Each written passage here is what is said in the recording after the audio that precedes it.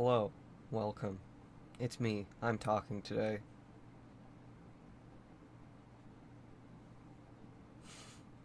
I haven't made one of these where I just talk about something for quite some time. Um, so it's strange. Um, so normally I don't just throw my opinion out there. But I guess maybe it's just, something I want to document it to some degree because it's not something that's been a recent thought. Parasocial relationships, that's the nature of this topic. The title's probably just Parasocial Relationships. I probably didn't come up with anything clever. Like parasocial relationships and why they're actually ruining the economy or anything like that. I didn't come up with a funky tagline. Um, yeah. Chadwick Boseman died, I think, yesterday. Or the day before, maybe. Within, the weekend. Um, and it's very strange when a celebrity or artist or content creator or anybody in that kind of sphere dies. Because they have a very different legacy than most. Because their legacy is very tangible with what they've created or what they've put out into the world. Because they have a much broader reach than just the personal relationships they make. Because they are a public figure who is seen by thousands, millions, that they will never truly grasp. And it's strange. And, I've had these thoughts before. The YouTuber, JReg, who does a ton of, heavy political satire, and kind of mocking a ton of things to some degree. He constantly, one of the more reoccurring themes is parasocial relationships. Ugh. If I could speak in a video where I just talk, it would probably be helpful. And that's one of the topics he talks about a lot. And I think content creators and online personalities, YouTubers, etc., it's especially different with them because they're never most of the times they're never really acting, and they're not intentionally disingenuous, or a fair majority. They're not intentionally disingenuous, except you still don't know them. But your mind kind of tricks itself into thinking you do. Like a traditional celebrity, like movie star, etc., like a Chadwick Boseman, it's I guess a bit easier to separate because you know that they are constantly acting. But with a YouTuber or an online content creator, what they're putting out is them being real to some degree. Where they might be a bit heightened, but rarely are they playing a character.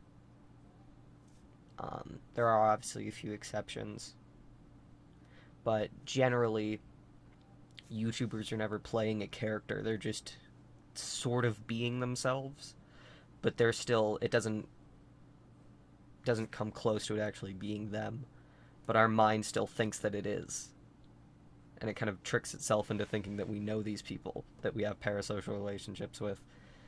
And I was kind of reflecting a bit because I am not by any means popular on YouTube by any means, but there are people who I know of, people who watch my videos who I do not know or do not have a personal relationship with.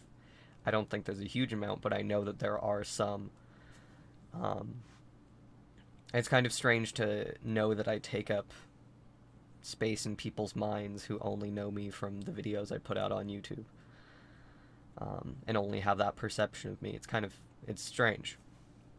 It's not necessarily bad, and it's not that I'm never really being disingenuous in these videos where I'm just talking or planet baits or etc. It's never that I'm being disingenuous, it's still that you just don't really know me. I'm not saying you have to treat me as just this, removed figure, but I guess it's just valid. A lot of people, I think, need to understand more that online, or to any degree, interviews, anything, with more traditional celebrities and like interviews and that kind of stuff, there's always, you're seeing them being genuine from a certain angle, but you're seeing a very specific angle of them that doesn't paint a full picture.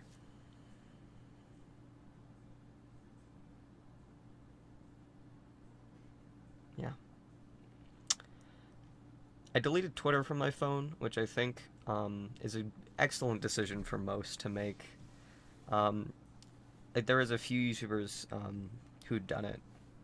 Um, that wasn't what mainly drove my decision, but like I have not heard of somebody who's done it and regretted it as of yet. Because a lot of times it's just doom scrolling or endlessly scrolling through timelines of like YouTubers or content creators or celebrities or like people you vaguely know.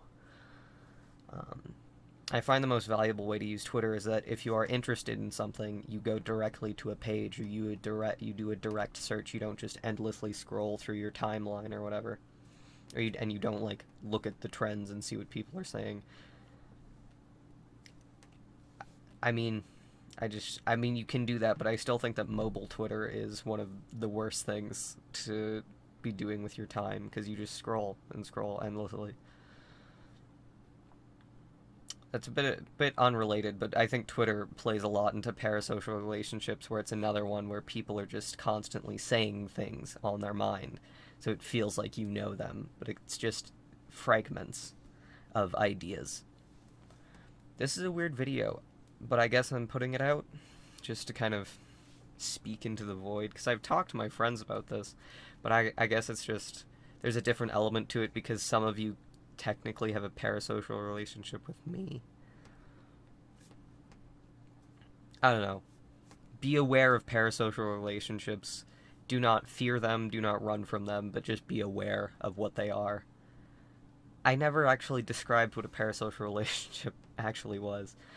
And in simplest terms, it is the relationship that an audience has to a celebrity, artist, or content creator, and how there is kind of a disconnect where you see what they show you, and most times it paints the broad strokes of their character. However, that's why, about celebrities, artists, etc., all these allegations shatter everyone's perception of them because they don't show you that they're a rapist or a pedophile. You just see them as this like celebrity on a pedestal.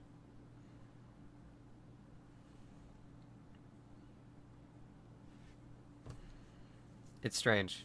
Don't be afraid of parasocial relationships because in our modern age of technology, there is no way that they're slowing down. But just be aware of them and be conscious of what they are and which ones you have. Yeah. Thank you for coming to my TED Talk. Bye.